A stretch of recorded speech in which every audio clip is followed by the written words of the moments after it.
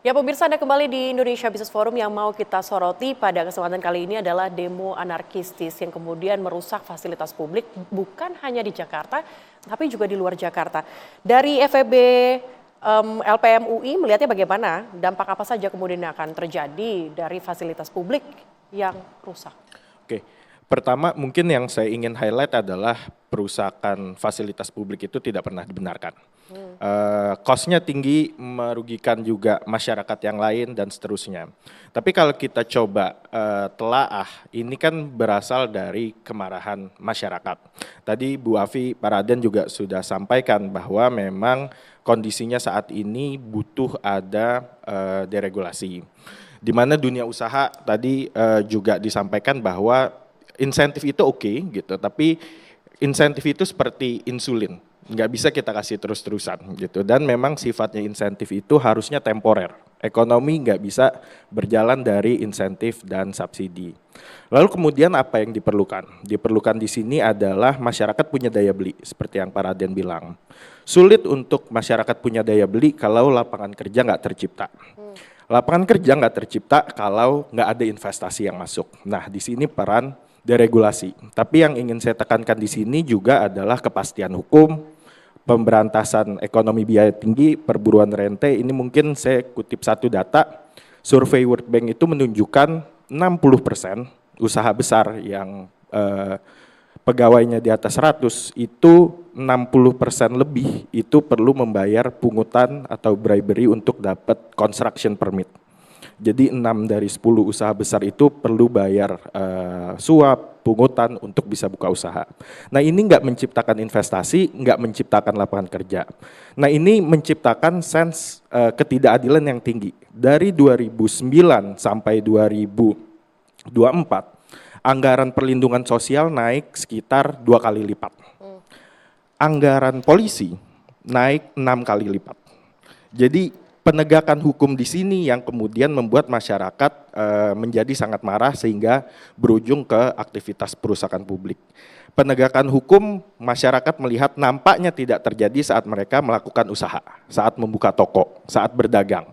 Di praktek perburuan rente masih terus terjadi. Tapi saat mereka demo sangat represif. Nah ini yang menimbulkan tadi kata Pak Raden, ini empatinya yang memang masih membuat masyarakat sangat marah. Jadi isu mendalamnya adalah masyarakat ini sangat merasa daya belinya turun dan memang karena kebijakan-kebijakan yang tidak menciptakan kepastian hukum dan memang regulasi yang sangat kompleks ini.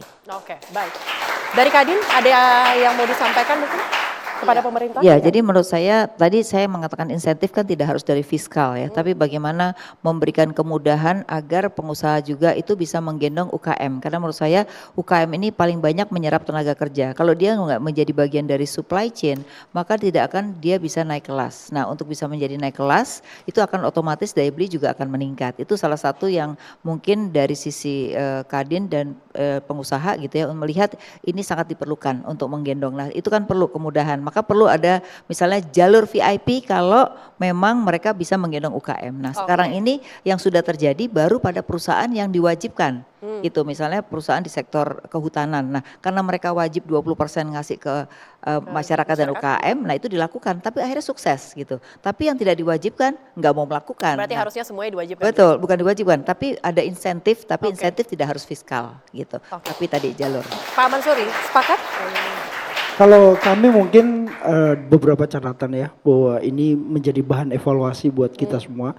Tidak hanya DPR, tidak hanya pemerintah, tapi semua pihak untuk mengevaluasi diri, berhati-hati berkomunikasi, dan yang paling penting adalah bagaimana kita memperbaiki kondisi ekonomi kita, daya beli kita perbaiki, pangan kita perbaiki, program-program dahsyat pemerintah seperti MBG harus masuk kepada pedagang-pedagang kecil di daerah-daerah agar mereka tumbuh tidak hanya di pemain-pemain besar tapi di daerah-daerah. Bayangan kami kalau pedagang di seluruh Indonesia ini bisa dilibatkan dalam MBG, mereka juga bisa tumbuh ya.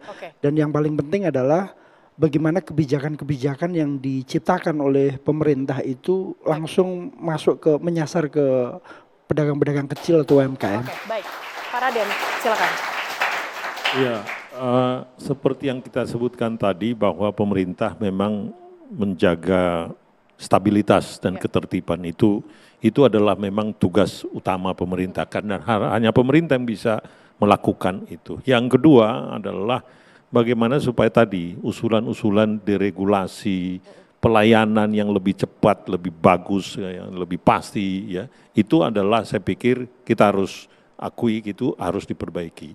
Yang terakhir tadi saya kalau boleh ini sekaligus yang apa yang dikatakan tadi bahwa data-data tadi izin misalkan bahwa mereka dipersulit, kalau bisa boleh dikasih ke saya juga itu supaya kita tindak lanjuti. Ya, karena itu yang paling penting. Karena kalau mereka sudah susah untuk mendapatkan izin dan menjadi mahal tadi disebutkan, tentu semua itu biaya tinggi jadinya. Itu akan menyusahkan dunia usaha. Itu loh. Mungkin hal-hal seperti ini yang harus kita lakukan lebih banyak ini oleh pemerintah ini mendengarkan dan harus langsung ditindaklanjuti eksekusi. Oke, baik Pak Raden, terima kasih. Terima kasih juga para narasumber yang ini sudah hadir. Terima kasih adik-adik mahasiswa. Tadi kita yang bisa kita telaah ataupun kita ambil dari dialog hari ini adalah semoga ini bisa menjadi bahan evaluasi begitu ya. Bahan evaluasi dan ekonomi kita, ekonomi yang pro rakyat bisa kembali tumbuh. Terima kasih semuanya narasumber dan juga pemirsa yang menyaksikan. Saya Sally Alexandra. Terima kasih dan juga sampai jumpa.